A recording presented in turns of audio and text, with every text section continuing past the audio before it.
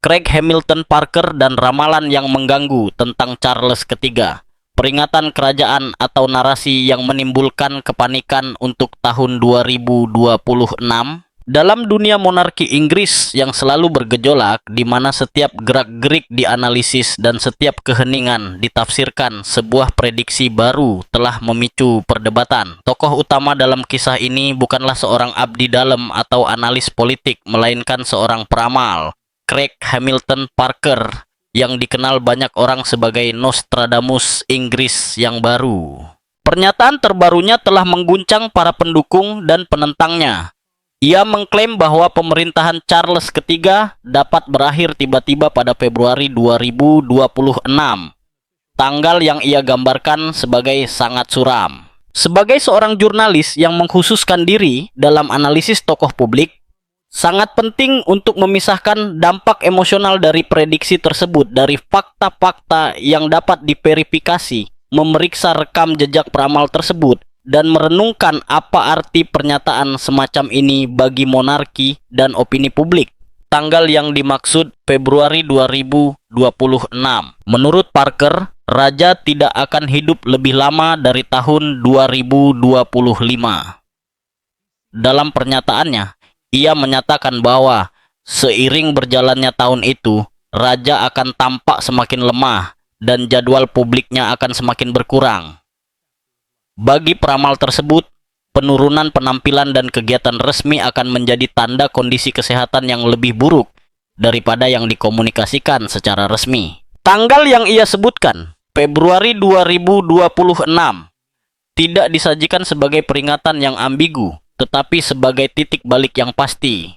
Dalam interpretasinya, bulan itu akan menandai akhir pemerintahan Charles III. Kata-kata ini sangat relevan dalam konteks di mana kesehatan raja telah menjadi subjek perhatian media yang intens. Setiap pembatalan acara resmi, setiap prosedur medis atau penyesuaian jadwal menjadi berita utama. Namun, hingga saat ini, pernyataan dari Istana Buckingham tetap mempertahankan nada ketenangan dan kendali. Pidato Natal dalam sudut pandang yang berbeda. Salah satu elemen paling mencolok dalam analisis Parker adalah interpretasinya terhadap pesan Natal Raja. Sementara sebagian besar warga mendengar pidato institusional tradisional, sang peramal merasakan nada perpisahan. Baginya, kata-kata raja dipenuhi dengan emosi khusus, seolah-olah mengandung warisan tersirat. Menurut interpretasinya, ada kesadaran mendalam tentang berlalunya waktu dan beban sejarah. Dari perspektif jurnalistik, jenis analisis ini lebih termasuk dalam ranah persepsi subjektif daripada bukti konkret. Pidato Natal oleh penguasa Inggris sejak zaman Elizabeth II secara tradisional bersifat reflektif, dengan referensi pada persatuan, iman, dan kesinambungan institusional. Perjalanan ke Vatikan, simbol spiritual atau pembacaan nubuat. Episode lain yang dianggap penting oleh Parker adalah kunjungan Charles III ke Vatikan. Dalam catatannya, perjalanan ini bukan sekadar diplomatik, tetapi momen introspeksi yang mendalam, konfrontasi diam-diam dengan kematiannya sendiri. Memang, dimensi spiritual selalu relevan dengan sosok raja yang, sebagai penguasa monarki, memegang gelar gubernur tertinggi gereja Inggris. Namun, menafsirkan tindakan resmi sebagai pertanda pribadi memasuki ranah spekulasi. Kunjungan kenegaraan seringkali memiliki banyak lapisan simbolis, tetapi mengubahnya menjadi pertanda lebih merupakan masalah narasi peramal daripada fakta yang dapat diverifikasi. Latar belakang Craig Hamilton Parker. Untuk memahami dampak prediksi ini penting untuk meninjau perjalanan Parker sendiri. Peramal ini mendapatkan ketenaran internasional pada tahun 2016 setelah mengantisipasi dua peristiwa yang mengejutkan dunia. Kemenangan Brexit dalam referendum Inggris, kemenangan elektoral Donald Trump di Amerika Serikat. Dalam kedua kasus tersebut, Parker mengklaim telah membuat prediksinya secara publik sebelum peristiwa tersebut terjadi. Para pengikutnya berpendapat bahwa prediksi akurat ini memperkuat kredibilitasnya. Kemudian ia juga menyatakan bahwa Elizabeth II akan hidup lebih lama dari jubileum. Platinumnya tetapi akan mengalami penurunan yang cepat setelahnya. Ratu meninggal beberapa bulan setelah perayaan tersebut, yang bagi banyak orang justru meningkatkan reputasi sang peramal. Namun, penting untuk memberikan konteks. Analisis politik dan probabilitas statistik terkadang dapat bertepatan dengan apa yang kemudian diinterpretasikan sebagai kemampuan meramal. Lebih jauh lagi, dalam ranah prediksi publik, keberhasilan cenderung disorot sementara kegagalan tidak diperhatikan. Ramalan atau konstruksi media. Fenomena Parker tidak dapat dipahami tanpa mempertimbangkan peran media dan jejaring sosial yang memperkuatnya. Di era digital, pernyataan yang mengejutkan dapat menjadi tren global dalam hitungan jam. Daya tarik ramalan tentang monarki Inggris terletak pada beberapa faktor. Bobot simbolis lembaga tersebut. Transisi yang relatif baru setelah masa pemerintahan Elizabeth II yang panjang. Kepekaan publik terkait kesehatan para pemimpin. Narasi tentang tanggal tertentu menambah drama dan urgensi, menciptakan suasana antisipasi. Namun dari perspektif jurnalistik yang ketat, penting untuk menekankan bahwa tidak ada bukti medis atau pernyataan resmi yang mendukung klaim Parker. Ramalan paranormal bukanlah sumber informasi yang dapat diverifikasi. Dampak pada monarki. Di luar kebenaran ramalan tersebut, penyebarannya memiliki dampak nyata. Setiap spekulasi tentang kesehatan raja memicu perdebatan tentang stabilitas institusional dan garis suksesi. Monarki Inggris bertumpu pada gagasan kontinuitas. Setelah masa pemerintahan bersejarah Elizabeth II, naiknya Charles III merupakan transisi yang signifikan. Setiap dugaan tentang singkatnya masa pemerintahannya membuka kembali pertanyaan tentang masa depan. Namun, lembaga ini telah menunjukkan ketahanan dalam menghadapi krisis yang jauh lebih dalam, mulai dari skandal keluarga hingga tantangan politik. Kekuatan mahkota tidak bergantung pada satu tokoh saja, tetapi pada sistem konstitusional yang terkonsolidasi. Fajar William. Bagi Parker, kenaikan takhta Pangeran William akan secepat dan setegas mungkin. Tidak akan ada transisi simbolis yang panjang atau periode ambiguitas. Proklamasi akan jelas, dan raja baru akan meninggalkan jejaknya sendiri sejak hari pertama. Ketegasan, pragmatisme, dan kemauan yang jelas untuk mengatasi masalah yang akan ditunda oleh ayahnya. Para pengamat kerajaan sepakat bahwa William telah dipersiapkan untuk momen ini selama beberapa dekade. Namun, Parker melangkah lebih jauh, menggambarkan pemerintahan yang akan dimulai dengan tindakan tegas yang bertujuan untuk mendefinisikan kembali batasan lembaga tersebut. Salah satu masalah yang paling sensitif adalah situasi Pangeran Harry dan Meghan Markle. Menurut prediksi tersebut, William akan bertindak cepat mengenai gelar mereka dan hubungan formal mereka dengan mahkota. Peramal tersebut berpendapat bahwa pencabutan gelar Sussex dapat terjadi pada tahap awal pemerintahan baru, meskipun penyesuaian parlemen yang diperlukan akan terwujud kemudian.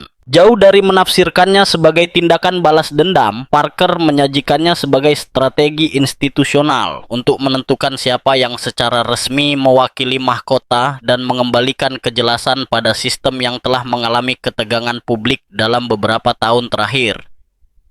Dalam narasi ini, raja baru akan berupaya untuk mengkonsolidasikan otoritas lembaga dan menghindari ambiguitas yang dapat mengikis legitimasinya. Peran Camilla. Setelah pergantian mahkota, aspek kunci lain dari visi Parker adalah masa depan Camilla. Menurut interpretasinya, pengaruh permaisuri akan secara intrinsik terkait dengan sosok Charles III. Dengan kedatangan raja baru, bobot politik dan simboliknya secara alami dan bertahap akan berkurang. Itu bukanlah pengucilan yang dramatis, melainkan pergeseran yang diam-diam. Perannya akan menjadi lebih seremonial daripada berpengaruh, menandai berakhirnya era bersejarah yang secara resmi dimulai dengan penobatan Charles pada tahun 2023. Bagi mereka yang percaya pada gagasan penyesuaian karma, perubahan ini akan mewakili pemulihan keseimbangan institusional daripada hukuman pribadi. Apakah William benar-benar siap? Di luar interpretasi esoteris, analis kerajaan mulai menyarankan bahwa momen suksesi mungkin lebih dekat daripada yang dibayangkan publik.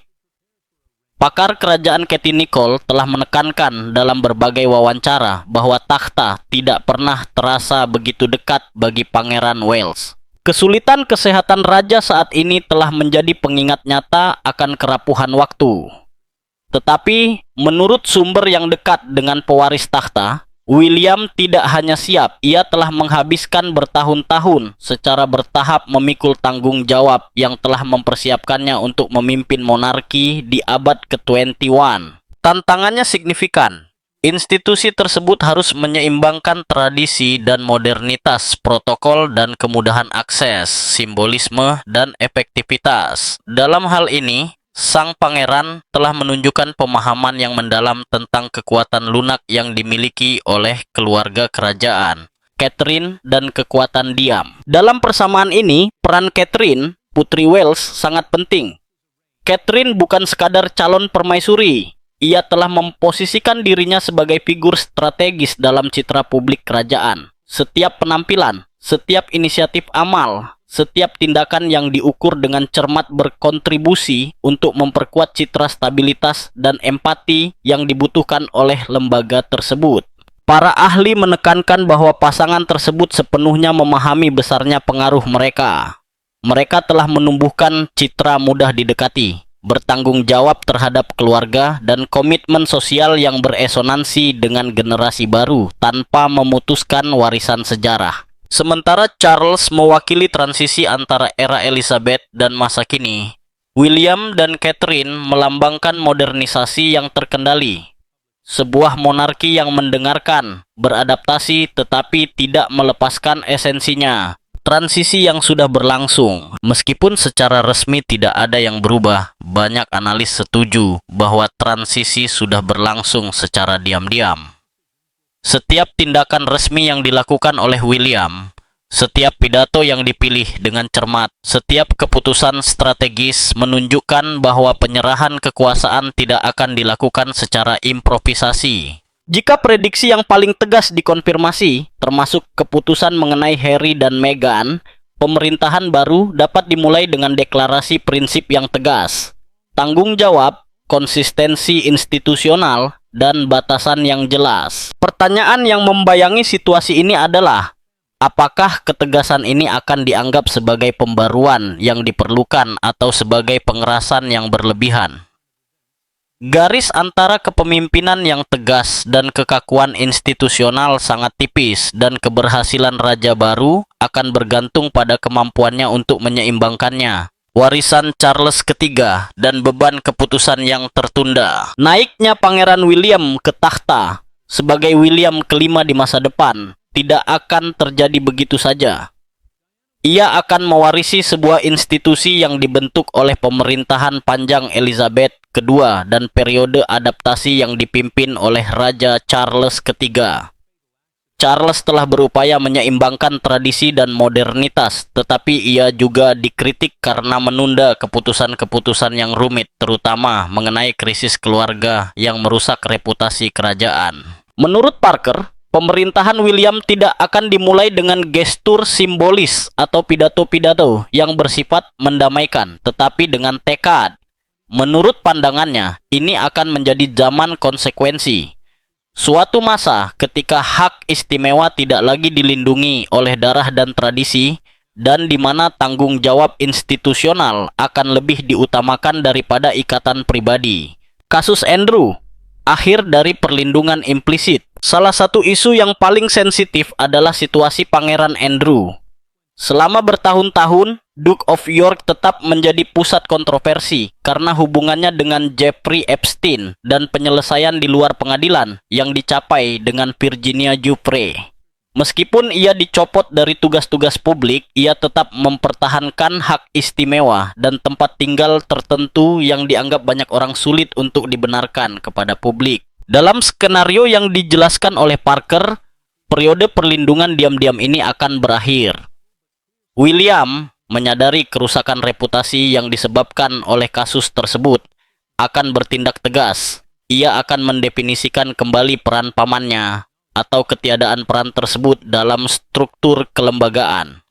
Ini bukan tentang balas dendam, tetapi lebih merupakan pesan yang tegas. monarki tidak dapat mentolerir area abu-abu ketika legitimasinya bergantung pada kepercayaan publik. Sikap ini akan menyiratkan sesuatu yang lebih luas daripada penyesuaian keluarga. Ini akan mewakili konsolidasi prinsip tidak ada anggota yang berada di atas kewajiban untuk menjaga kredibilitas mahkota. Harry dan Meghan. Definisi ulang yang jelas. Front sensitif lainnya adalah Pangeran Harry dan Meghan Markle. Sejak kepergiannya dari keluarga kerajaan pada tahun 2020 dan kepindahannya ke Amerika Serikat, perdebatan seputar gelar, tugas, dan hubungan kelembagaannya belum berhenti. Wawancara, film dokumenter, dan memoir telah memicu ketegangan publik yang meninggalkan luka mendalam. Parker berpendapat bahwa di bawah William, tidak akan ada pertanyaan yang tidak terjawab.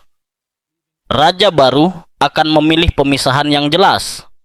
Siapa yang secara resmi mewakili mahkota dan siapa yang tidak. Ini dapat diterjemahkan ke dalam langkah-langkah parlementer yang memformalkan situasi hibrida yang selama ini ada, di mana gelar hidup berdampingan dengan aktivitas yang sepenuhnya independen dari aparatur kerajaan. Kuncinya, menurut para analis yang dekat dengan rumah tangga kerajaan, terletak pada penggabungan ketegasan dengan ketenangan. William tidak akan bertindak didorong oleh emosi pribadi, tetapi lebih oleh kebutuhan akan konsistensi kelembagaan. Dalam konteks di mana citra publik dibentuk oleh media sosial dan berita utama global, ambiguitas adalah kemewahan yang hampir tidak mampu ditanggung oleh monarki. Modernisasi.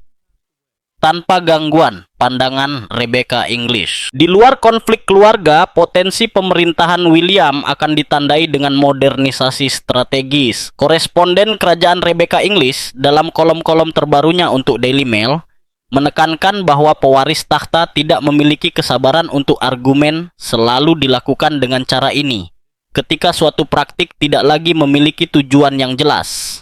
Namun, ini tidak berarti penghancuran tradisi berabad-abad. William, yang dibesarkan dengan rasa hormat terhadap sejarah lembaga tersebut, akan memahami nilai simbolis dari protokol, kemegahan, dan upacara.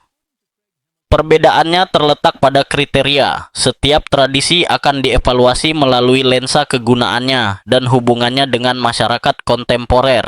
Pendekatan ini dapat diterjemahkan menjadi tindakan resmi yang lebih efisien, distribusi fungsi yang lebih rasional di antara anggota aktif, dan pengurangan struktur yang dianggap berlebihan. Tujuannya bukanlah untuk mengecilkan monarki secara tiba-tiba, tetapi lebih efisien dan berkelanjutan. Diana sebagai kompas moral. Dalam banyak analisis, sosok Diana, Putri Wales, muncul sebagai latar belakang.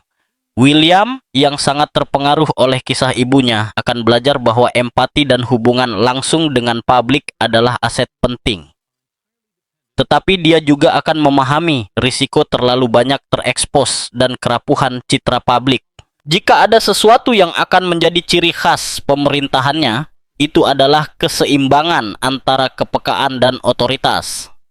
Dia tidak akan menjadi raja yang jauh, tetapi dia juga tidak akan ragu-ragu. Empati tidak akan menghalangi disiplin institusional. Sebaliknya, hal itu akan memperkuat gagasan bahwa mahkota harus melayani dengan jelas dan konsisten. Monarki dalam transisi generasional. Inggris Raya dan Persemakmuran hidup dalam konteks sosial yang sangat berbeda dari 2 dekade lalu. Isu-isu seperti transparansi keuangan, kesetaraan, dan akuntabilitas menjadi inti perdebatan publik. William, yang termasuk dalam generasi yang tumbuh di bawah pengawasan media yang konstan, tampaknya memahami bahwa kelangsungan hidup monarki bergantung pada kemampuannya untuk beradaptasi. Implementasi reformasi pada akhirnya tidak akan mendadak, melainkan terencana. Keputusan-keputusan penting, dari pengelolaan kediaman hingga alokasi sumber daya, dapat dibingkai dalam narasi tanggung jawab fiskal dan modernisasi struktural. Para pengamat sepakat bahwa ini bukanlah pemerintahan revolusioner dalam hal simbolis, melainkan dalam hal administratif. Transformasi yang tenang dan berkelanjutan didukung oleh langkah-langkah hukum yang memperkuat setiap perubahan. dari pusat kekuasaan ke peran simbolis. Selama Charles III masih bertahta, Camilla memegang peran sebagai permaisuri, sebuah posisi yang meskipun tidak memiliki kekuasaan eksekutif formal, menyiratkan pengaruh, visibilitas institusional, dan tempat istimewa dalam aparatur monarki. Namun, sistem Inggris jelas, permaisuri secara otomatis kehilangan status aktifnya setelah kematian raja yang berkuasa. Pada saat itu, gelarnya akan berubah menjadi Ratu Janda. Ini bukan keputusan pribadi atau perjuangan politik. Ini adalah konsekuensi langsung dari hukum dan tradisi. Perubahan itu akan terjadi seketika, hampir seperti operasi bedah. Fokus institusional akan bergeser tanpa ragu-ragu ke penguasa baru dan permaisurinya. Transisi ini tidak hanya melibatkan penyesuaian protokol. Ini juga akan melibatkan pergeseran simbolis dengan bobot emosional yang sangat besar. Camilla akan beralih dari menduduki pusat acara resmi ke posisi sekunder, historis, hampir seperti posisi peringatan. Lingkup tindakan publiknya akan bergantung sebagian besar pada kehendak raja baru. Era baru, William dan Catherine. Dengan proklamasi William sebagai raja, Catherine, Putri Wales, akan mengambil peran sebagai permaisuri. Transisi ini tidak hanya bersifat generasi, tetapi juga mewakili narasi yang berbeda untuk kerajaan. Citra William dan Catherine telah dirancang dengan cermat sebagai simbol stabilitas, modernitas yang bersahaja, dan kesinambungan dinasti. Anak-anak mereka, dengan Pangeran George memainkan peran yang sangat menonjol, akan menjadi pusat perhatian publik. Lembaga tersebut, yang selalu memprioritaskan garis suksesi langsung, akan memfokuskan sumber daya, komunikasi, dan agendanya untuk mengkonsolidasikan legitimasi raja baru dan ahli warisnya. Dalam skenario ini, Camilla pasti akan terpinggirkan, bukan karena permusuhan yang eksplisit, tetapi karena logika institusional menuntut agar sorotan terfokus pada penguasa dan keluarga dekatnya. Beban sejarah yang mustahil untuk diabaikan. Transisi yang akan datang tidak dapat dianalisis tanpa mengingat masa lalu. Hubungan antara Camilla dan keluarga kerajaan selama beberapa dekade ditandai oleh bayang-bayang Diana, Putri Wales. Keruntuhan pernikahan Charles dan Diana meninggalkan luka mendalam dalam opini publik dan narasi media, bahwa putra Diana sebagai raja akan menentukan ruang lingkup peran Camilla di masa depan, menambah dimensi simbolis yang kuat. Ini bukan tentang balas dendam atau penyelesaian masalah, tetapi tentang beban sejarah yang tak terhindarkan memengaruhi persepsi publik. Pertanyaannya bukanlah apakah William akan bertindak dingin, tetapi seberapa besar ruang institusional yang akan dianggapnya tepat untuk istri ayahnya setelah ia naik tahta. Prediksi dan gema masa lalu. Di samping analisis kelembagaan, sebuah fenomena yang telah menyertai monarki Inggris selama beberapa dekade telah muncul kembali. Prediksi paranormal dan astrologi. Peramal Craig Hamilton Parker secara terbuka menyatakan bahwa pengaruh Camilla akan berakhir setelah kematian raja. Lebih lanjut menunjukkan bahwa periode antara akhir 2025 dan awal 2026 dapat menjadi penentu bagi kerajaan. Peringatan semacam ini bukanlah hal baru. Pada tahun-tahun menjelang kematian Diana, tokoh-tokoh seperti Sally Morgan, Rita Rogers, dan Penny Thornton mengklaim telah meramalkan risiko dan tragedi yang kemudian ditafsirkan ulang sebagai nubuat. Meskipun prediksi ini kurang memiliki validitas kelembagaan, prediksi tersebut memengaruhi wacana publik. Prediksi tersebut memicu persepsi bahwa monarki berada di titik balik sejarah. Penyakit, visibilitas, dan persepsi publik. Kesehatan Charles III telah menjadi subjek perhatian media akhir-akhir ini. Pengurangan penampilan publik dan pengelolaan jadwalnya yang bijaksana telah meningkatkan spekulasi tentang transisi yang lebih cepat dari yang diperkirakan. Dalam konteks ini, Februari 2026 telah diidentifikasi oleh beberapa peramal sebagai bulan kunci. Ketepatan waktu telah meningkatkan ketegangan naratif. Semakin konkret tanggalnya, semakin besar dampak medianya. Namun, penting untuk memisahkan analisis struktural dari spekulasi esoteris. Transisi akan datang seperti biasa ketika keadaan biologis menentukan.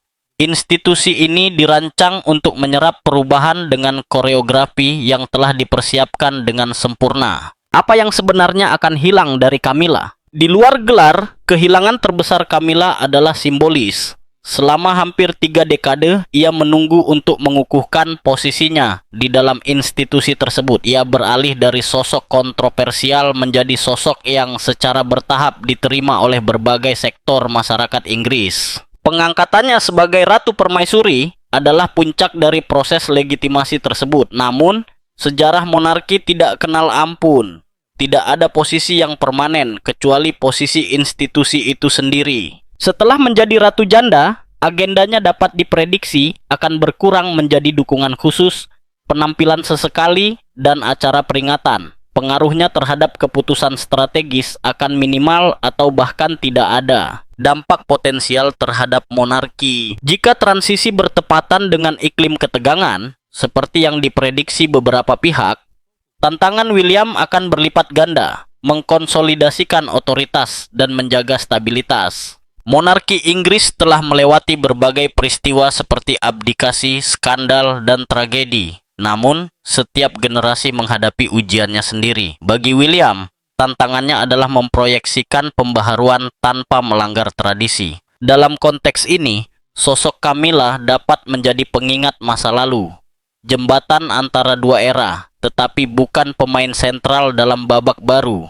Tradisi dan keniscayaan. Kuncinya terletak pada pemahaman bahwa monarki tidak beroperasi berdasarkan kedekatan pribadi, melainkan berdasarkan aturan yang ketat. Transisi Camilla dari pusat ke pinggiran bukanlah hukuman atau penghinaan, melainkan konsekuensi otomatis dari rancangan konstitusional. Kekuasaan sejati di mahkota Inggris tidak terletak pada individu tertentu, tetapi pada kesinambungan sistem. Pada akhirnya, setiap figur bersifat sementara.